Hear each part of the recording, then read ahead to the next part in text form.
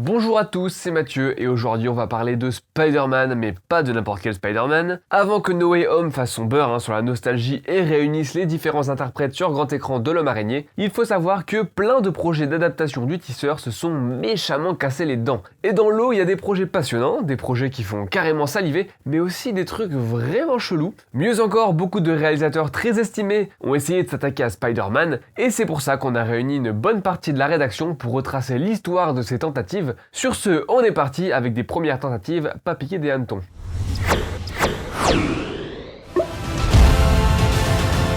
Hello. Top check. Hello. Gross. Okay, Spider-Man. Pour commencer, je vais vous parler de deux des plus grosses séries B dans lesquelles a bien failli officier notre ami le tisseur, parce qu'avant d'être la star de méga blockbusters à plusieurs centaines de millions de dollars dans les années 80, il était dans le collimateur de producteurs restés célèbres pour leur sens de l'économie. En fait, il est même passé entre les mains des petits margoulins les plus légendaires de cette période. Je parle évidemment de Roger Corman et du duo Golan-Globus à la tête de la fameuse Cannon. Je vais commencer par Roger Corman, d'une part parce que c'est l'histoire la plus simple et la plus courte, le projet a vite capoté, d'autre part parce que je garde le meilleur et le plus gratiné pour la fin, et croyez-moi, c'est bien gratiné. Mathieu, tu dis Roger Corman, toi? Bah ouais, normal. Bah rien de normal, non? Il faut dire Roger Corman. Ouais, mais tu crois vraiment que les gens qui regardent la vidéo, ils en ont quelque chose à foutre? On verra dans les commentaires. Donc dois-je présenter Roger Corman? Si vous ne le connaissez pas, c'est difficile de résumer sa gigantesque carrière en quelques mots, mais pour schématiser très vite, disons que c'est, selon l'expression consacrée, le pape de la série B, c'est-à-dire que d'abord en tant que cinéaste, puis en tant que producteur, il a mis au point une façon de faire des films qui reposent très largement sur les systèmes D, la débrouille, si bien que c'est devenu sa marque de fabrique et qu'on parle d'une école Corman, dont sont issus quand même des gens comme James Cameron, Joe Dante, j'en passe et des meilleurs. Au moment où commence notre histoire, il est déjà très connu, mais il commence à fatiguer. C'est lui qui raconte ça dans sa passionnante autobiographie, Comment j'ai fait 100 films sans jamais perdre un centime. À l'époque, il avait revendu sa société New World Pictures, mais ça s'est très mal passé et ça a même fini devant le juge. Et finalement, alors qu'il espérait pouvoir renoncer à la distribution pure, il n'a pas le choix de s'y coller. Donc c'est pas la forme, mais il chope en 1985 les droits de Spider-Man et ça lui plaît, car contrairement à pas mal de ses collègues, il adore les comics. Du coup, il va pas faire les choses à moitié. Alors là, je me base sur une citation du livre Stanley and the Rise and Fall of the American Comic Book du site Gizmodo. Pour faire honneur à Héros, il appelle son co-créateur tout simplement donc. Il s'associe avec Orion et le scénariste écrit un traitement. Et ce traitement est assez intéressant, non seulement vis-à-vis de Spider-Man, mais aussi parce qu'il reflète très franchement son époque. Jugez vous-même, Peter Parker est à l'université, amoureux de Mary Jane, et il se retrouve obligé de se battre avec le Docteur Octopus sur un bâtiment des Nations Unies notamment. En plus de ça, il doit empêcher une guerre nucléaire et cerise sur le gâteau, il s'en tiche d'une agente du KGB, les années 80 quoi. Finalement, ça a capoté assez vite, alors pourquoi? Eh bien sûr, sur internet, chacun y va de sa petite théorie. Pour Gizmodo, le projet était trop coûteux pour l'écurie Corman, qui se défendait de faire son beurre avec des micro-budgets bien troussés. Pour Screen Rant et pas mal de rumeurs qu'on peut trouver ici et là, Stanley et Roger Corman ne se seraient pas entendus du tout, le premier visant le grand spectacle et le second restant attaché à son système. Bon, j'ai jamais réussi à confirmer tout ça officiellement, comme souvent avec ce genre de projet avorté, mais j'ai retrouvé un entretien qui donne une raison autrement plus pragmatique. C'est une interview donnée par Corman à SFX et qu'un obscur blog a déterré. Il dit « Oui, à un moment je possédais les droits pour Spider-Man et j'allais le faire pour Orion, et Orion, à cause de la bureaucratie interne, a laissé les droits expirer et j'ai perdu les droits de Spider-Man. Et oui, cette question de droit c'est toujours compliqué à cette période, et la version canon va le prouver à son tour. Et oui, parce que chez la canon, le respect de l'œuvre originale c'est pas exactement une habitude. Comme dans le cas de Corman, je pourrais consacrer une vidéo entière à cette entreprise qui a marqué les années 80, mais faute de temps, je vous renvoie à ce documentaire très amusant qui s'appelle Electric Boogaloo et qui revient sur cette boîte de prod pour le moins atypique. En gros, la Canon, c'est une petite boîte rachetée à la fin des années 70 par un duo israélien, Menahem Golan et Yoram Globus. Contre toute attente, ils ont installé leur affaire à Hollywood,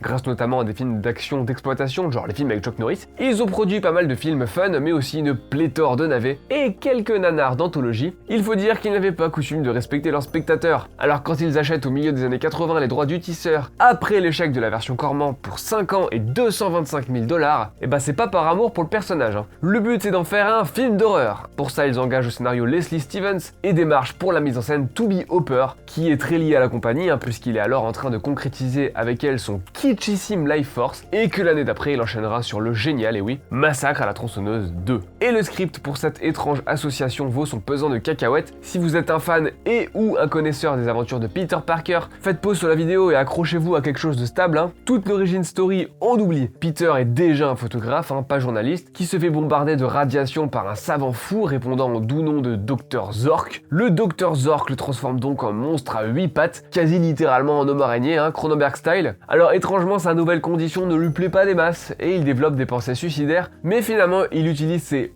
pouvoirs pour combattre Zork et ses créations qui veulent en faire le lieutenant d'une armée de mutants et à terme, hein, bien sûr, dominer le monde. Alors Stanley, quand il a vu ça, il a fait « Bon alors vous êtes bien gentil mais non hein ?» Il demande à ce que le projet soit plus centré autour de la mythologie qu'il a co-créée, donc ce scénar complètement délirant est abandonné. Hooper n'est plus dans l'équation, mais ce n'est pas abandonné pour autant. Le nouveau pitch est signé Ted Newsom et John Brancato et doit être mis en scène par Joseph Zito qui a réalisé Vendredi 13 chapitre final, qui fort logiquement n'est pas le chapitre final, hein, et le nanar nationaliste Invasion USA pour le compte de la Canon. L'histoire est un petit peu plus sobre, hein. Peter est de retour à la fac et son prof de sciences est Otto Octavius. Les deux deviennent ennemis lorsqu'ils se transforment, l'un en Octavius, l'autre en Spider-Man, et ils se bastonnent. May Parker devait être assez jeune sur le modèle de Catherine Hepburn, paraît-il. Sur l'article de Digital Spy qui compile tout ça, on retrouve plein de détails marrants, genre que Octavius devait dire tout le temps « Ok, ok ». Bon, il y a d'autres rumeurs à prendre avec de grosses pincettes, hein. Tom Cruise aurait été considéré parmi d'autres pour le rôle de Peter Parker, Bob Hopkins aurait pu faire Octavius aux côtés de Christopher Lee, et surtout Stanley aurait pu être John Jonah Johnson. Il reste une sorte de teaser pour annoncer le projet trouvable dans une qualité bien dégueu. Spider-Man, the movie.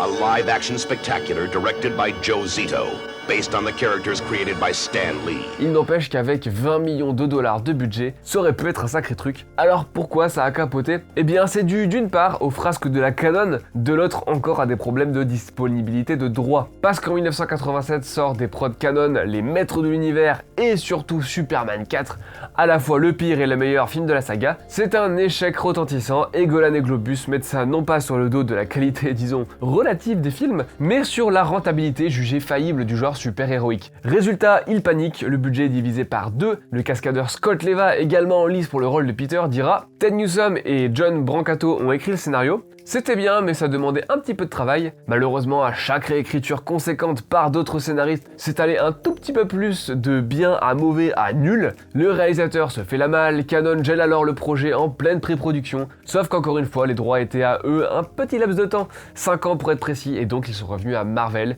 puis à 21 Century, associés à Carolco et MGM qui ont bien failli le faire avec Cameron.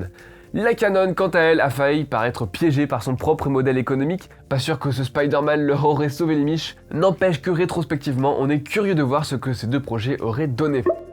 Après la version Canon et la grosse série B de Roger Corman, c'est donc à mon tour de continuer ce cycle de vidéos sur les Spider-Man qui n'ont jamais vu le jour. Dans le vrai multivers de Madness, James Cameron a fait un film Spider-Man et nul doute qu'il aurait vraiment pu changer beaucoup de choses. Alors déjà, premièrement, à cause de Spider-Man, il n'aurait peut-être pas fait Titanic et là on est vraiment dans une dimension parallèle. Et ensuite, ce film Spider-Man de James Cameron aurait certainement révolutionné le genre et je pèse mes mots.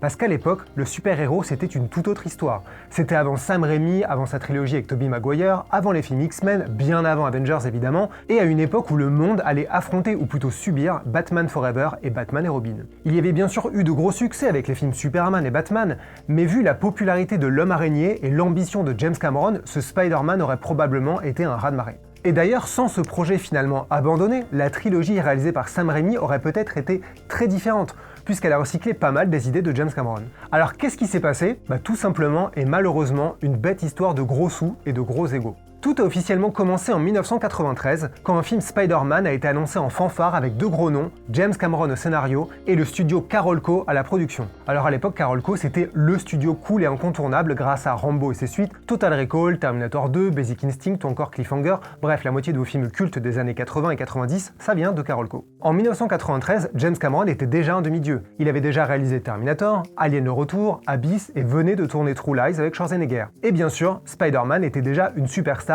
et l'un des plus grands super-héros. Spider-Man, Carolco et James Cameron, c'était donc une association de talents très excitante. Ça peut évidemment sembler absurde aujourd'hui, puisqu'on a droit à une dose de Marvel à peu près toutes les semaines, mais en 1993, le super-héros c'était tout sauf une évidence à Hollywood. À l'époque, quantité de projets avaient été essayés et enterrés. Les 4 Fantastiques, Hulk, Iron Man et plein d'autres avaient failli arriver, mais ça ne s'est pas fait. Sans parler des adaptations qui ont malheureusement vu le jour, comme le téléfilm Doctor Strange de 78 ou le film Captain America de 1990. Bref, au début des années 90, le super-héros c'était légèrement extrêmement compliqué. Et l'une des principales raisons de ce bordel, au-delà de la peur de se lancer et de se planter, c'était, comme l'a dit Mathieu juste avant, la question des droits et du pur business sur ces marques. C'est précisément pour ça que ce Spider-Man de James Cameron s'est finalement cassé la gueule. Pour embobiner, au début des années 90, Carolco est officiellement entré dans la danse en signant un accord avec un producteur de premier plan, Menahem Golan, qui a co-dirigé Cannon Film durant sa période glorieuse, avec des cartons comme Cobra, Highlander ou encore Bloodsport, on sait que vous les adorez. Avec Carolco, le film Spider-Man pouvait peut-être enfin devenir réalité.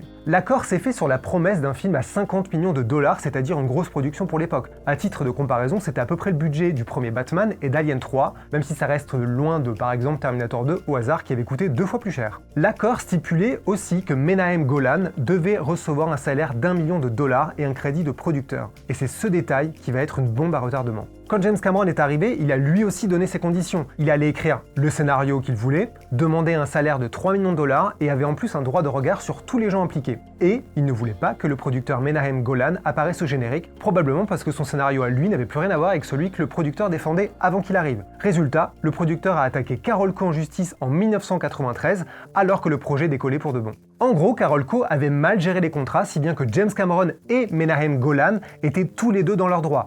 Ça a été le premier clou dans le cercueil de ce projet Spider-Man. Le deuxième, c'était la santé financière de Carolco au bord de la faillite. Le studio était tellement mal en point qu'ils ont essayé d'éviter la noyade en revendant les droits de Spider-Man au studio MGM. Cette situation a ouvert les portes de l'enfer, puisque toutes les personnes liées aux droits du héros depuis des années sont sorties du bois avec leurs avocats. Alors prenez une grande inspiration parce que ça ressemble à un épisode de Succession. Carolco a attaqué Viacom et TriStar pour les droits TV et vidéo de Spider-Man. Viacom et TriStar ont répondu en attaquant Carolco, mais aussi Marvel et 21st Century Film où bossait Menahem Golan, donc le producteur dont je parle depuis le début. Pathé, qui détenait MGM, a sorti la mitraillette pour attaquer à peu près tout le monde. Bref, un an après, c'était un champ de ruines, la moitié des boîtes ayant déposé le bilan. Et au milieu des décombres, il y avait James Cameron, il était là, toujours motivé, et il a même essayé de sauver l'affaire en allant voir le studio Fox pour les convaincre de racheter les droits. Mais le cas Spider-Man, c'était clairement un trop gros bordel à démêler, notamment parce que Sony s'accrochait aux droits, et la Fox ne voulait pas se lancer dans une telle bataille. Cameron était convaincu que ça en valait la peine, que c'était potentiellement une franchise à 1 milliard, et no shit, il avait légèrement raison. Dans tous les cas, c'est à cause de tout ça que le projet s'est fini en eau de boudin. Mais alors au-delà de tout ce pourquoi le projet ne s'est pas fait, à quoi aurait pu ressembler le Spider-Man de James Cameron? C'est ça qui nous intéresse, c'est ça qui est le plus intéressant, et la réponse est assez claire puisque le projet avait bien commencé à prendre forme. Parce que pendant cette tempête de procès qui a dû faire frétiller la moitié des cabinets d'avocats de Los Angeles, James Cameron avait commencé à réfléchir très concrètement à son film. Il avait écrit un traitement, c'est-à-dire une ébauche de scénario d'environ 50 pages. Il avait donc établi les grandes lignes de son film Spider-Man. Les personnages, l'intrigue, les scènes d'action, les méchants, tout était à peu près décidé. Et c'est assez passionnant de se replonger dans cette version abandonnée où James Cameron a réutilisé plein d'idées des précédents scénarios abandonnés, mais avec sa touche et bien sûr son ambition.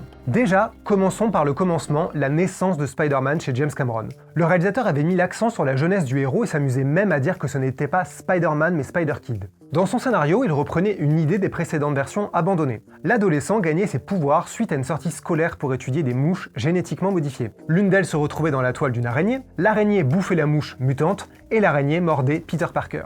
Il y avait donc un petit détour sur la route de la mutation. Mais le détail de taille qui a marqué les esprits, c'est la nature des toiles tissées par Peter Parker. Dans les comics, le héros utilise des lance-toiles, c'est donc un petit génie des sciences qui a besoin d'un appareil pour se lancer dans les rues de New York et s'accrocher partout. Mais James Cameron préférait que ce soit une extension organique qu'il sécrète et lance de ses poignets. Il a donc littéralement ça en lui. C'est ce qu'on voit dans les Spider-Man de Sam Raimi et ça avait beaucoup attiré l'attention à l'époque, parce que c'est différent des comics et c'est un vrai choix lourd de sens. En réalité, l'idée ne vient pas de James Cameron, elle vient de la version horrifique complètement déglinguée de la Canon dont Mathieu parlait juste avant, mais James Cameron a réexploité cette idée comme quelques autres et surtout il l'a prise au sérieux et l'a creusée, pour montrer que Peter Parker, pour lui, c'est quasiment un monstre, un freak à cause de ses pouvoirs. James Cameron montrait donc comment Peter Parker faisait tout pour camoufler sa nature et notamment ses toiles aux poignets. Il allait jusqu'à créer de faux lance-toiles pour faire croire que ça ne sortait pas de son corps et que c'était des appareils. C'est une idée très malicieuse qui jouait donc avec l'héritage des comics, mais qui surtout était lourde de sens pour un adolescent, qui a du mal à gérer une substance blanchâtre qui sort de son corps à la force de ses poignets et qui colle au mur. Salut maman. La transformation de Peter en Spider-Man était plus inquiétante, voire carrément cauchemardesque. Il était hanté par des rêves fiévreux, il découvrait les transformations progressives de son corps et il perdait vraiment le contrôle. Il se réveillait par exemple dans des endroits absurdes comme accrocher la tête à l'envers à un poteau ou au sommet d'un pont à moitié à poil. Conscient de sa nature mi-fantastique, mi-monstrueuse, il décidait de se transformer en attraction sous l'identité de Spider-Man pour gagner de l'argent dans les rues et à la télévision. Tout ça avec la peur d'être découvert et considéré comme une horreur qui inspire la peur et le dégoût. Donc d'un côté, on avait l'adolescent qui parvenait à créer un alter ego populaire, fort et admiré, et de l'autre, il était intimement convaincu d'être une créature de fête foraine. Autre point commun avec le film réalisé par Sam Raimi, la présence de Mary Jane, qui pourtant n'est pas sa première copine dans les comics, puisque c'est Gwen Stacy. Leur petite romance se construisait grâce à un travail à l'école sur les araignées, parce que, pourquoi faire subtil? Flash, la méchante brute du lycée, était également dans le scénario. Mais il y avait là encore quelques petites touches plus matures dans la romance. Peter essayait d'utiliser ses pouvoirs pour épier Mary Jane, et il finissait par coucher avec elle au sommet du pont de Brooklyn, où il l'attachait avec ses toiles d'araignée. Bref, James Cameron imaginait vraiment ce qu'un ado pourrait faire ou pourrait vouloir faire avec de tels pouvoirs. L'incontournable mort de l'oncle Ben était évidemment là, Peter vivait le même traumatisme, il était emmené après avoir retrouvé le meurtrier par la police, il décidait de s'échapper, devenant ainsi un fugitif. C'était pour le plus grand bonheur de Jameson, ici un présentateur TV convaincu que ce Spider-Man ne pouvait être qu'une menace pour la société. Côté grand méchant, que des méchants vus au cinéma depuis. Electro, qui était le grand méchant de ce scénario, et l'homme sable, qui devait être son homme de main. Mais là encore, James Cameron avait une vision assez particulière. Déjà, Electro ne s'appelait pas Max Dillon, comme dans les comics et The Amazing Spider-Man Grosse Bouse numéro 2, mais Carlton Strand. Et personne ne l'appelait Electro dans le film, il était simplement désigné comme ça dans le scénario. Au début du film, il était déjà Electro, il avait déjà ses pouvoirs. On découvrait ses origines grâce à un flashback en cours d'histoire qui revenait 10 ans en arrière et expliquait comment ce petit escroc était devenu le super vilain et super riche Electro. En gros, trahi par ses copains malfrats, il se retrouvait pourchassé par la police et arrivait par hasard, sur un site scientifique au milieu du désert. Il était électrocuté lors d'un orage au milieu de dizaines de paratonnerres et c'est comme ça que tout a commencé. Il décidait ensuite de se venger de ses anciens partenaires et il comprenait qu'il pouvait contrôler la technologie comme les téléphones, les ordinateurs et surtout l'information. Il commençait ainsi à manipuler les données bancaires et tous ces trucs sérieux pour devenir un puissant homme d'affaires. Dans le scénario, James Cameron le présentait comme un mélange entre Michael Milken, un célèbre banquier, et Donald Trump, vous savez le célèbre acteur aperçu dans Maman, j'ai raté l'avion. Mais ce grand pouvoir impliquait de grosses emmerdes puisque Strand ne pouvait plus avoir aucun contact avec un être humain au risque de le cuire sur place, soit un petit problème avec sa femme Cordelia. Il y avait notamment une scène où on découvrait leur rituel pour le sexe. Cordelia portait une combinaison de plongée, parce que James Cameron aime beaucoup la plongée, pour être isolée de l'électricité de son mari. Ne me demandez pas les détails pratiques, on m'a interdit de partager ma théorie et surtout mes petits croquis. Toujours est-il que ce Electro, en bon mal alpha, lui demandait de retirer la combinaison avant de l'embrasser sauvagement et donc de la tuer en l'électrocutant. Puis il l'embrassait à nouveau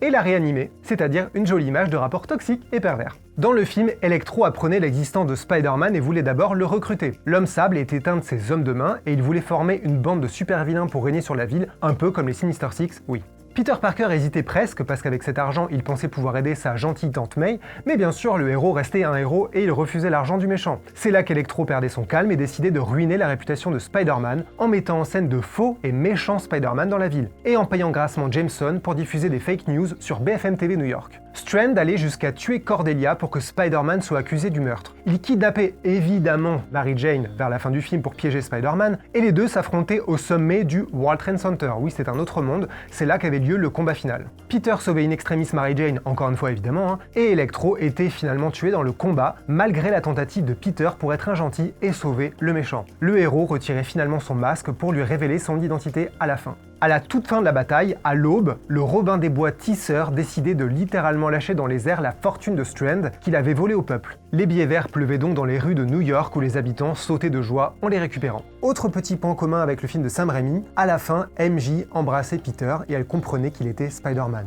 Néanmoins, c'était bien plus explicite et assumé, c'est James Cameron, et c'était un moment beaucoup plus léger que dans le film de Sam Raimi. Le film se termine ainsi avec Peter qui humiliait Flash devant toute l'école, avant qu'on quitte Spider-Man dans son costume dans les rues avec une voix off classique pour parler de cette nouvelle vie. Bien sûr, il y a des points communs entre cette version de James Cameron et le film réalisé par Sam Raimi, comme je viens de le dire. Mais en fait, ça n'a rien de vraiment remarquable. Sur un tel projet, après des années et des années de travail et de tentatives, chaque nouvelle version est imaginée à partir des précédentes, que ce soit pour copier ou changer des éléments. James Cameron avait récupéré des idées déjà écrites avant et le film de 2002 a fait de même avec lui. Officiellement, le Spider-Man version Sam Raimi a été écrit par David Coeb, je sais pas comment on le dit, mais David Coeb, vous le connaissez puisque c'est le scénariste bien connu de Jurassic Park, Mission Impossible ou encore La Guerre des Mondes, bref, que des super films. Mais il y a toujours des batailles en coulisses pour savoir qui créditer sur ces gros films, et souvent des arbitrages sont faits par la guilde des scénaristes. Ce scénario n'existe que parce qu'il a été imaginé à partir des cadavres des précédents. Et d'ailleurs, Ted Newson, un scénariste qui avait travaillé sur une des nombreuses versions abandonnées de Spider-Man dans les années 80, avait demandé à être crédité sur la version de 2002, mais on le lui a refusé. Enfin, dernier point à aborder et pas des moindres, le casting. Ça nourrit pas mal de fantasmes puisqu'en 1997, pendant la promo de Titanic, James Cameron a expliqué qu'il envisageait Leonardo DiCaprio pour le rôle de Peter Parker. Arnold Schwarzenegger lui a mentionné au détour d'une interview qu'il aurait dû incarner Octopus, qui pourtant n'est pas dans le scénario, et que James Cameron s'était battu pour qu'il soit casté en vain. Alors, est-ce que ce Octopus était un méchant alternatif dans une autre version du film, ou est-ce que c'était pour une apparition secrète afin de préparer la suite à un grand univers? C'est la question la plus amusante, on va dire, parce que James Cameron n'a jamais caché qu'il voulait lancer une saga entière, donc ça aurait eu du sens, surtout avec l'inspiration des Sinister Six dans le scénario. En gros, James Cameron voulait créer son MCU avant l'heure. Sauf qu'il avait en tête un film de super-héros plus réaliste, plus fantaisiste, meilleur peut-être. Il voulait en tout cas qu'on croie à cette réalité et il n'hésitait pas à citer ses propres films, Alien et Terminator, pour montrer ce désir d'ancrer l'univers dans quelque chose de réel, dans un New York normal où on pourrait vraiment imaginer qu'on vit. James Cameron voulait aussi un Spider-Man moins gentil, avec quelques répliques et gros mots qui en auraient peut-être fait un film déconseillé aux gamins aux États-Unis. Quand il a finalement compris que ce Spider-Man était maudit pour lui, il s'est lancé corps et âme dans Titanic et merci pour ça. Ce succès monumental lui a confirmé une chose, il préférait écrire ses propres histoires et ne pas courir après les propriétés intellectuelles détenues par les sociétés et les studios. En gros, il voulait être son propre maître et ne pas trop dépendre des autres. Avec le recul, il a affirmé que l'échec de Spider-Man avait même été un coup de pied au cul pour le forcer à créer des choses lui-même. Après Titanic et sans compter des documentaires, il a fait Avatar, un univers entièrement original. Et avant de gueuler pour dire que ça ressemble à Pocahontas, je dis original dans le sens c'est pas un roman, ni un jeu vidéo, ni un comics, ni un remake. James Cameron rêvait d'une grande saga Spider-Man, d'un grand univers qui rassemble un très large public. Alors ça n'a pas marché, mais il a fini par créer sa propre franchise avec Avatar. Et d'ailleurs, l'idée d'Avatar a germé en 1994, soit pendant la période où James Cameron était pris dans le bordel Spider-Man. C'est donc un peu beaucoup grâce à Spider-Man qu'on a eu Avatar, et rien que pour ça, on a envie de dire merci l'araignée. Avant la légendaire trilogie de Sam Raimi, plusieurs réalisateurs ont été envisagés pour faire Spider-Man, dont un certain Chris Columbus, qui va finalement se lancer dans la saga Harry Potter, ou Michael Bay, le mec qui a préféré faire exploser des Transformers. Et parmi les prétendants, Columbia Pictures, qui coproduira la trilogie de Raimi, voulait s'offrir les services de David Fincher. À l'époque, nous sommes en 1999 et le célèbre metteur en scène a déjà marqué les spectateurs avec 4 films, Alien 3, Seven, Fight Club et The Game. Et si on peut imaginer que des personnages comme le Batman de DC auraient probablement correspondu un peu plus au style de Fincher, la noirceur, etc., le réalisateur trouve là l'occasion de faire vivre sur grand écran le plus sympathique des héros Marvel, à sa manière. Toutefois, comme tout le monde sait, Sam Raimi a finalement été choisi pour réaliser la trilogie et David Fincher n'a jamais concrétisé sa version très différente de Spider-Man. Mais donc, on est ici pourquoi ? Pour voir à quoi elle aurait ressemblé. Il aura fallu attendre longtemps pour le savoir puisque, alors qu'en 2010 Sam Raimi a terminé sa trilogie Spider-Man, le 4e film est annulé et le reboot de The Amazing Spider-Man est annoncé pour juillet 2012. À ce moment-là, pour la promotion de son film Millennium, les hommes qui n'aimaient pas les femmes, David Fincher révèle à Gizmodo, ce que personne ne savait vraiment à l'époque, il devait réaliser le premier Spider-Man avant qu'il abandonne et que Sam Raimi prenne les commandes. Un projet que Columbia lui a alors proposé de reprendre en main, justement pour le reboot de L'Homme Araignée avec The Amazing Spider-Man. Mais incrédule face à l'oppressant cahier des charges développé autour de l'industrie super-héroïque, Fincher a décliné cette seconde offre encore. Heureusement pour nous, Master Fincher a décrit à quoi aurait pu ressembler sa version abandonnée. Ma vision de Spider-Man aurait été très différente de ce que Sam Raimi a fait ou voulait faire. Je pense qu'il a réalisé ce film parce qu'il voulait retranscrire les comics Marvel. Moi, je n'ai jamais été intéressé par la jeunesse du personnage. Je ne pouvais pas me voir raconter l'histoire d'un type qui se fait mordre par une araignée rouge et bleue. C'était le problème, c'était quelque chose que je ne voulais pas faire directement. La séquence d'introduction que je voulais faire aurait alors duré 10 minutes. Loin de s'attarder sur la jeunesse du jeune héros, David Fincher aurait ainsi explosé les codes du film de super-héros habituel et balayé l'origin story de Spider-Man en 10 minutes. 10 minutes d'introduction qui auraient contenu, comme il l'a décrit, la morsure de l'araignée, la mort de l'oncle Ben, la perte de Mary Jane, le tout accompagné d'une musique palpitante. Un moyen habile de revenir sur les histoires nécessaires à la compréhension du personnage pour les spectateurs, tout en évitant ce territoire bien familier des fans du genre. Le film aurait alors commencé par la rencontre entre Gwen Stacy et Peter Parker, et David Fincher précisait à l'époque « Je voulais commencer par Gwen Stacy et le bouffon vert, et mon but, c'était de tuer Gwen Stacy. Ce n'était pas une histoire d'adolescent, c'était beaucoup plus l'histoire d'un type qui accepte qu'il est un monstre. » Fincher aurait ainsi raconté une histoire beaucoup plus adulte et sombre, un peu comme Cameron, en éclipsant en quelques minutes l'adolescence de Spider-Man. Et quand on connaît la carrière du réalisateur, ce n'est finalement pas très étonnant, car vous le savez, Fincher aime les films sombres, les films avec de la noirceur, les films avec de la perversion, ou des psychopathes. Bref, des bons films en fait. Mais c'est un autre débat. Pour en revenir à son Spidey, avec Norman Osborn, un riche et ingénieux entrepreneur méprisant la société, en grand méchant de son film dans la peau du bouffon vert, David Fincher aurait plus ou moins retrouvé un archétype de personnage qui l'affectionne, particulièrement à l'image du anti-héros de The Game, un riche homme d'affaires isolé, ou même de Mark Zuckerberg de The Social Network, aussi malin que manipulateur. De l'autre, la relation entre Peter Parker et Gwen Stacy aurait été le cœur émotionnel de l'histoire, et en tuant la jeune héroïne à la fin, David Fincher aurait conclu le premier film avec un super-héros en deuil, voire battu, ayant échoué à sauver celle qu'il aime. La franchise aurait donc pu prendre une direction très sombre. D'ailleurs, Fincher ayant peu ou pas d'affection pour l'aspect comics et chatoyant du personnage, ce récit lui permettait d'explorer la part d'ombre des responsabilités super-héroïques. Et ce, bien avant une série comme The Boy, venue complètement bousculer le genre super-héroïque avec des versions pas très gentilles de Simili Captain America et compagnie. Ou simplement les séries Netflix Marvel, comme Daredevil, The Punisher ou Jessica Jones. Non, je ne parlerai pas des autres. Elles sont toutes nulles. Qui offrait un paysage super-héroïque plus sérieux et moins lolilol que la version du MCU. Cette part d'ombre offrait donc sur un plateau la possibilité pour Fincher de suivre encore une fois un personnage en quête contre lui-même, à la fois torturé et heureux de ses capacités, cherchant en permanence à trouver un semblant de normalité et devant finalement accepter leurs différences pour survivre. Archétype qui rappelle encore une fois des personnages appréciés par Fincher entre Lisbeth Salander dans Millennium ou Benjamin Button dans l'étrange histoire de Benjamin Button.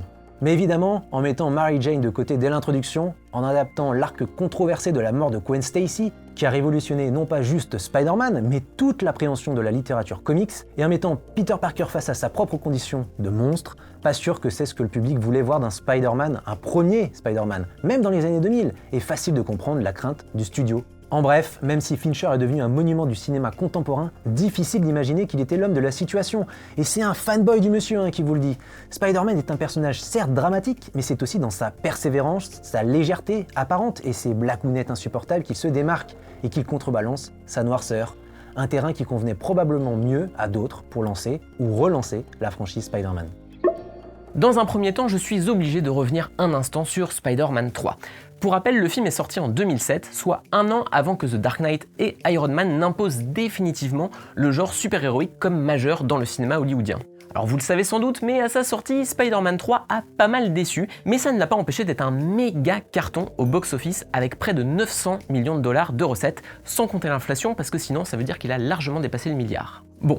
Je suis pas là pour déclencher un débat sur la qualité de Spider-Man 3, même si ça met à l'amende les 3/4 des prods du MCU, mais ça, bon, vous n'êtes pas encore prêt à l'entendre. En tout cas, le problème évident de Spider-Man 3, qui a été maintes fois évoqué, c'est qu'il y a trop de méchants. Et ça, c'est dû à une chose très simple. À la base, Sam Raimi voulait centrer le film sur Harry Osborn et sur l'Homme Sable, ce qui se sent d'ailleurs étant donné qu'il a droit à la plus belle scène du film lors de sa naissance. D'après le scénariste Thomas Hayden Church, le film se serait juste permis un petit teasing en faisant apparaître le vautour au début et à la fin du film, dans l'optique d'en faire le grand méchant de Spider-Man 4. Mais le truc, c'est que le producteur Avi Arad, dont on a déjà maintes fois rappelé le cynisme et la médiocrité, a eu la pire réflexion possible, qui pollue d'ailleurs la plupart des films actuels. Il faut écouter les fans. Du moins, c'est ce qu'il a dit à Sam Raimi en expliquant que ce que les fans attendent, c'est Venom, et pas de bol, c'est ce qu'il y a de plus raté dans le film. Néanmoins, ça n'a pas démotivé Raimi, qui avait au contraire encore plus envie de faire Spider-Man 4, pour avoir sa revanche et faire le meilleur volet de la saga possible. Mais ça veut dire avoir un très bon scénario et le méchant parfait,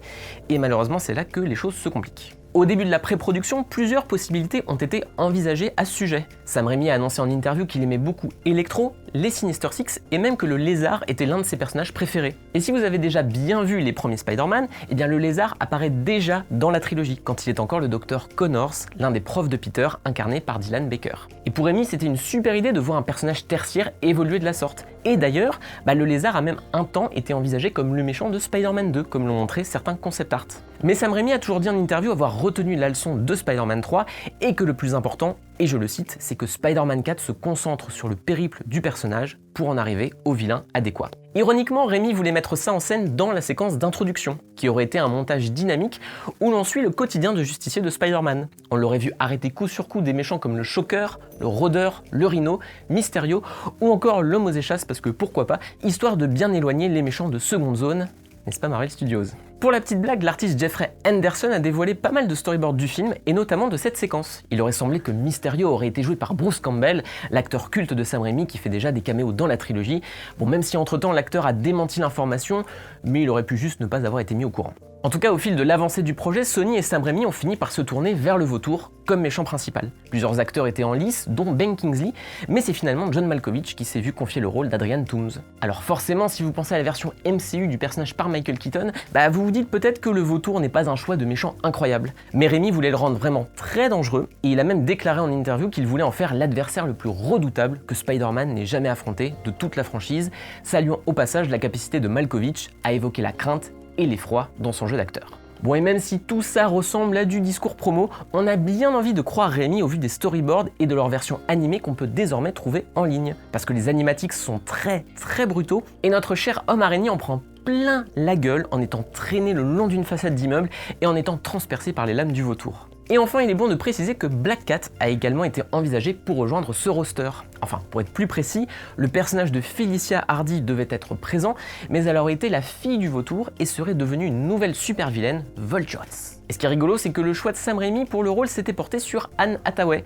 Si l'actrice n'a finalement pas joué Black Cat, elle ne s'en est pas totalement éloignée en ayant le rôle de Catwoman dans The Dark Knight Rises quelques années plus tard. Du coup, en vous disant tout ça, on pourrait penser que Spider-Man 4 était sur la bonne voie. Ce qui est sûr, c'est que Sony était chaud bouillant puisqu'en 2009, le studio a annoncé fièrement que le film sortirait aux États-Unis le 6 mai 2011. Un jeu vidéo avait même été mis en production en parallèle, au point qu'on peut là encore trouver quelques archives fuitées sur le net avec les bases du gameplay. Sauf qu'en 2010, le film n'était toujours pas entré en tournage, tout simplement parce que Sam Raimi n'était pas satisfait du scénario. Et ça, c'était un problème puisque Sony avait embauché un certain James Vanderbilt à l'écriture, qui devait s'occuper de Spider-Man 4, mais aussi du 5 et du 6.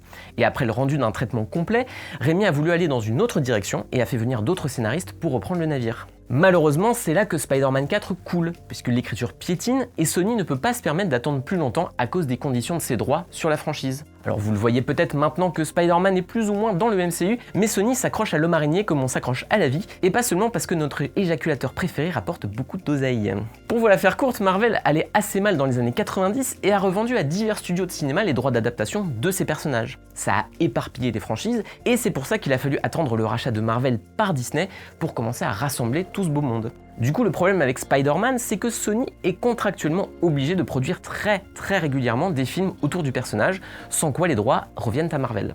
Maintenant que No Way Home a rapporté près de 2 milliards de dollars, vous comprendrez pourquoi Sony envisage en permanence un plan de secours. En gros, si vous trouviez ça abusé que The Amazing Spider-Man sorte à peine 5 ans après Spider-Man 3, et c'est pour ça, parce que face aux ambitions de Sam Raimi, Sony a toujours eu un plan B, à savoir un reboot dont l'écriture a été confiée, je vous le donne en mille, à James Vanderbilt. Bah oui, parce que depuis tout à l'heure, je vous parle de projets autour du Lézard, d'Electro ou des Sinister Six, mais en fait Vanderbilt a toujours su qu'il recyclerait l'architecture de ses traitements pour de potentiels autres projets Spider-Man, et c'est ce qui est arrivé au final. Bon, dit comme ça, on aurait tendance à croire que Sony l'a faite à l'envers à Sam Raimi, mais pas mal d'articles prouvent désormais l'inverse. A vrai dire, l'annulation de Spider-Man 4 est aussi triste qu'anti-spectaculaire, parce qu'elle s'est faite d'un commun accord. Dans une interview pour Vulture en 2013, Sam Raimi a expliqué que tout n'était qu'une question de deadline et que le scénario n'était pas au niveau de ce qu'il espérait. Il voulait que ce soit le meilleur film de la saga, et comme c'était impossible en 2010 vu l'état d'avancée du projet, il a gentiment dit à Sony qu'il valait mieux ne pas aller plus loin. Toujours d'après lui, la productrice Amy Pascal, qui est notamment responsable de tous les films Spider-Man, l'aurait remercié de ne pas avoir gâché l'argent du studio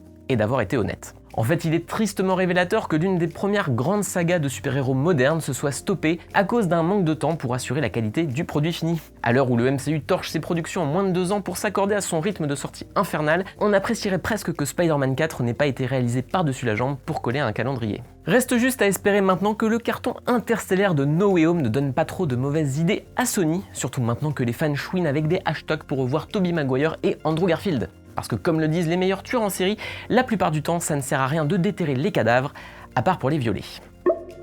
On va donc dire quelques mots de The Amazing Spider-Man 3 ou La folie des glandeurs. Qu'est-ce que c'est donc que The Amazing Spider-Man 3 ? C'est comme son titre l'indique, la suite des 2 premiers films de Mark Webb qui devaient notamment nous parler des Sinister Six. Les Sinister Six, c'est un cas à part dans l'histoire et des comics et de Spider-Man qu'il faut détailler un petit peu avant d'aller dans les arcanes et les fourches codines de ce projet maudit. Les Sinister Six, ou les Six Sinistres, ainsi que les appellent les fans de princesses autrichiennes, sont comme leur nom l'indique, un espèce de syndicat de méchants, au nombre de 6 donc, qui ont tout simplement décidé de s'unir parce que l'oignon fait la force afin de détruire Spider-Man, probablement parce qu'ils sont pas assez bons pour y arriver tout seuls de leur côté. Donc forcément, on sait que quand ils se réunissent dans les comics, ça va péter un petit peu fort, ça va péter grave. Ce qui est intéressant, c'est que ils sont pourtant symptomatiques, on pourrait dire, d'une faiblesse de Spider-Man, qui est le super-héros le plus populaire de l'écurie Marvel, comme en témoignent les succès démentiel de la plupart des films qui ont essayé de l'adapter, mais tout simplement, ce héros est tellement populaire que peut-être il n'a jamais réussi, on va dire, à engendrer de méchants à sa hauteur. Ils sont rarement aussi charismatiques que lui, ils sont rarement aussi intéressants, aussi puissants, enfin bref, je dis pas ça comme un reproche, c'est un constat. On connaît, on suit les aventures de Spider-Man pour Spider-Man lui-même, pas pour la confrontation avec ses antagonistes, à la manière d'un Batman, dont on peut dire que certains de ses adversaires sont devenus quasiment aussi mythiques que lui. Et bien donc, assez logiquement, pour qu'il y ait une menace à la hauteur de ce héros tutélaire, il a fallu les rassembler. C'est donc ça, les Sinister Six. Mais c'est quand même très complexe parce que c'est une chose, dans un comics, dans une bande dessinée, d'avoir des planches comme ça, saturées d'images très complexes, etc. Et ça n'est pas tout à fait la même de réussir à en faire une histoire intéressante, encore plus quand il faut transposer tout ça sur un écran de cinéma. Il y a donc, dans le défi que pose les Sinister Six, un vrai défi propre au 7e art, un vrai challenge, qui n'a pas été évident à relever parce qu'il n'a jamais été relevé. En effet, ça fait bien longtemps que les adaptations filmiques du personnage tournent autour de ce concept, et on peut se dire à bien des égards peut-être que la surpopulation de méchants dans le 3e Spider-Man de Sam Raimi, même si elle est due à des conflits de production avant le tournage du film, elle est aussi l'héritage de ça, du fait que Spider-Man qui affronte 15 000 méchants, ça existait dans les Sinister Six, et donc il n'y a rien forcément de délirant quand on veut faire un Spider-Man à le mettre dans cette situation. C'est peut-être également ce qui justifie le fait que les gens qui ont commis Spider-Man No Way Home n'aient pas eu de problème à se dire c'est parti pour mettre 40 000 méchants, parce qu'effectivement il y a dans l'ADN du tisseur, non pas de tisser partout, mais d'avoir un gros paquet d'ennemis à affronter simultanément. Mais s'il y a bien un long métrage qui avait pris en charge cette question des Sinister Six, voire même qui nous l'avait annoncé, c'était The Amazing Spider-Man 2. Tout simplement parce qu'il y avait au moins une séquence dans ce film qui carrément nous montrait les équipements d'Oscorp qui se préparaient à l'avènement des Sinister Six. Et évidemment, c'était plus que du teasing, à tel point qu'au moment de la sortie du film en Blu-ray, il y avait carrément une featurette dont le titre indiquait clairement l'avènement prochain des Sinister Six. Que devait donc nous raconter The Amazing Spider-Man 3 ? Rappelez-vous, à la fin du film précédent, Gwen rencontrait le béton avec la finesse de Lady Diana rencontrant le pont de l'Alma. Résultat, le pauvre Peter est célibataire, et par conséquent, il fallait donc lui faire rencontrer Mary Jane, qui jouait, ou plutôt qui aurait dû jouer dans The Amazing Spider-Man 3, une serveuse, fan de l'homme araignée, ce bon vieux tisseur. De même, notre héros ne pouvait rester esselé tel Rémi sans famille, il lui fallait donc retrouver son papa. C'est d'autant plus une évidence qu'une des scènes coupées du film précédent le présentait retrouvant son daddy au cimetière. Oui, pourquoi au cimetière ? Parce que c'est comme ça, quand on sait pas bien faire des scènes dramatiques, autant mettre des tombes autour. Scène qui avait été coupée non pas pour des raisons de réussite, elle était aussi ratée que le reste du film, mais pour des raisons de rythme. Donc on aurait dû soit la retrouver, soit en retrouver un ersatz, un écho, dans ce 3e Amazing Spider-Man. Mais le papa de Peter n'était pas le seul papa à faire son retour dans ce film si attendu et fantasmé, puisqu'on devait également y retrouver Norman Osborn, le père de son fils, qui tout simplement devait revenir au moins sous la forme d'une tête décapitée puis ranimée. C'est une séquence qui avait même été tournée où on découvrait qu'effectivement quelqu'un avait gardé sa tête comme d'autres gardent leur fierté, mais pas pareil. Et bien donc tout simplement c'est une séquence qui a été tournée, qui aurait dû arriver à la fin de The Amazing Spider-Man 2, puis après il a été envisagé qu'elle serve d'ouverture pour The Amazing Spider-Man 3, finalement elle n'a jamais été utilisée. On peut en voir une trace dans la featurette dont je vous parlais un petit peu plus tôt. On peut y voir un dessin préparatoire de la tête de Norman Osborn décapité et congelé, que c'est intéressant. Évidemment, cette tête serait allée sur un corps random, Osef, tout ça pour devenir un nouveau bouffon vert, le vrai gros bouffon, le vrai bouffon de l'histoire, qui eût été le leader incontesté des Six Sinistres. J'adore ma blague.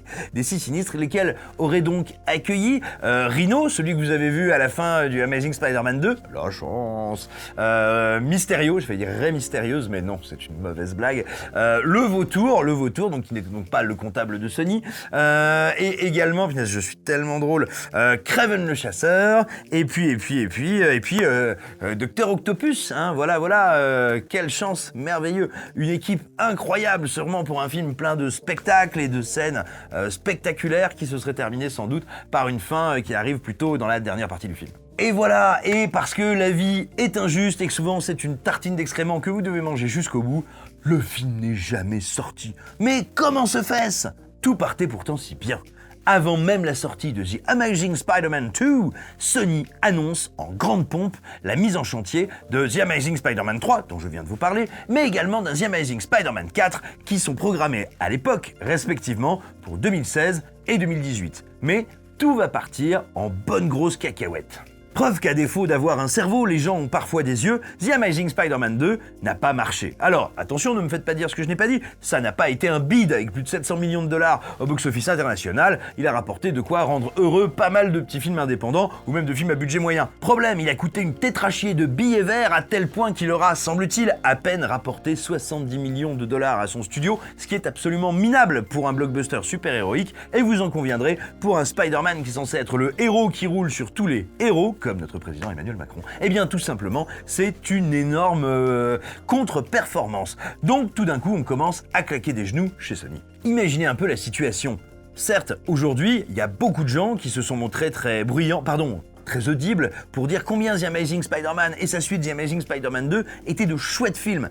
Alors, c'est leur droit de s'exprimer, comme c'est le droit des météorites de leur tomber dessus. Quoi qu'il en soit, on peut avoir aujourd'hui le sentiment que ces films sont populaires. N'oublions pas qu'au moment de leur sortie, la majorité des avis exprimés à l'époque, en tout cas les spectateurs, sont tombés sur le film comme la vérole sur le bac clergé. Ça veut dire que les gens n'ont pas aimé pour ceux qui n'apprécieraient pas mon langage fleuri. Donc forcément, Amy Pascal, qui à l'époque était la boss de chez Sony, est un peu moins assurée. Mais bon, il reste quand même qu'on a les droits, il faut faire des films, ouais, on a les droits. Bref, elle est bien partie pour aller voir Kevin Feige qui est donc le boss de Marvel, qui travaille pour Disney, tout simplement parce que il avait déjà il avait déjà filé un coup de main pour le The Amazing Spider-Man 2, il avait rédigé quelques notes pour donner des conseils à l'équipe de Sony qui était venue le chercher en lui disant « Hey, attention, on veut garder les droits, mais on comprend pas quoi faire ». Et donc, tout simplement, Amy Pascal va lui présenter un petit peu quels sont ses plans pour les Sinister Six et lui dire un peu « Hey, t'as vu, tu penses que ça va bien se passer cette fois ?»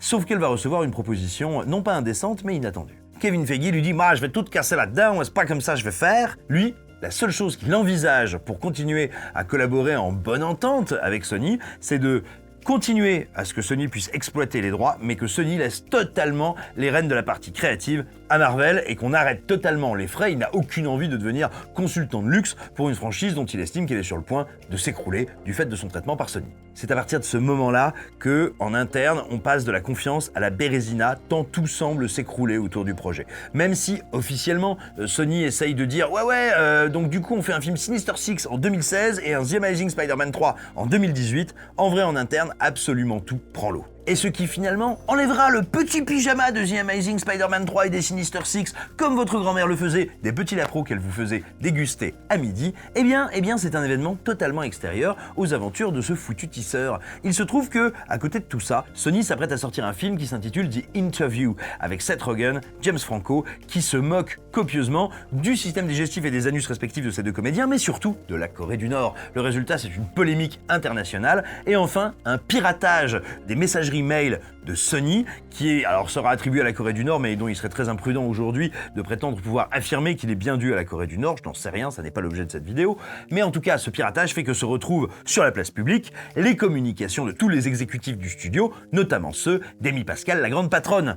Et là, qu'est-ce qu'on découvre ? Elle est en train de discuter avec ce bon vieux Kevin Feige sur l'avenir de Spider-Man, ce fichu tisseur. Et à partir de là, ça change tout. Parce que les fans du monde entier vont s'emparer du sujet pour dire « Ouais, nous on veut absolument que vous fassiez Spider-Man ensemble, ce sera trop bien, ouais, Spider-Man dans le MCU, ouais. » Non, je me moque évidemment pas des fans de Marvel, jamais, ça, je déteste ça, je trouve que c'est méprisant. Et à ce moment-là, c'est fini, c'est foutu, tout simplement parce que d'une, Amy Pascal a perdu beaucoup de son leadership suite à cette polémique internationale et au piratage de ses données, tout simplement, elle n'est plus la meneuse qu'elle était quelques mois avant, que le précédent film n'avait pas bien marché, ou en tout cas pas suffisamment selon le studio, et enfin, eh bien, que le public du monde entier dit « nous, c'est ça qu'on veut voir ». Et donc à partir de là, de toute évidence, c'en est fini pour The Amazing Spider-Man 3, c'en est fini pour les Sinister Six, qui ne verront jamais le jour, et c'est tant mieux, et c'est tant pis, et c'est tellement triste pour tous les fans de le film, oh là là, et pour tous les fans de The Amazing Spider-Man 2, ce film auquel, heureusement, Spider-Man No Way Home a voulu rendre hommage, rendre justice, dirais-je, en permettant à son interprète de venir récupérer non pas une Gwen, mais une Mary Jane, et de nous faire genre « une nouvelle ta vie ». Enfin voilà, vous l'avez apprécié, c'était du grand cinéma. C'est peut-être tout ce qu'on verra jamais de The Amazing Spider-Man 3 ou des Sinister Six, les 6 Sinisters, et c'est bien triste, à condition d'être triste. La suite et la fin de l'histoire, vous la connaissez. Spider-Man est inséré, mais alors vraiment à coups de marteau, dans le MCU, vu qu'il rejoint quelques semaines avant la sortie de Civil War, c'était quand même un comble qu'il n'y soit pas, mais bref, alors qu'il n'avait jamais été prévu que le personnage arrive dans le film et encore moins dans le MCU, on va donc l'y greffer comme on vous mettrait un gros bubon salace. Mais ça va beaucoup plaire à les gens, parce que les gens, ils sont comme ça, ils sont contents quand on fait des trucs qui les rendent contents. Bref, c'est un succès énorme, on va avoir 3 Spider-Man, dont No Way Home, et eh bien se pose aujourd'hui la question du retour des Sinister Six qui semble désormais une évidence à plus ou moins brève échéance, maintenant que Sony, qui est en train de récupérer ses petits, nous a déjà fait un Morbius, 2 Venom, s'apprête à nous sortir un gros Kraven le chasseur de derrière les fagots, prépare même un Madame Web. Alors, doit-on se préparer effectivement à une nouvelle tentative, non avortée cette fois, mais qui donnera naissance à un petit bébé mutant monstrueux, plein de membres disparates, inégaux, sales et numériques?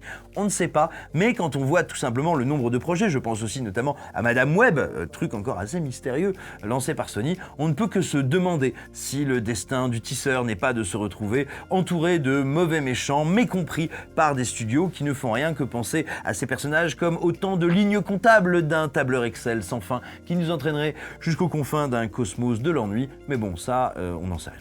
Et nous arrivons à la fin de cette série de vidéos consacrée au Spider-Man que nous ne verrons jamais.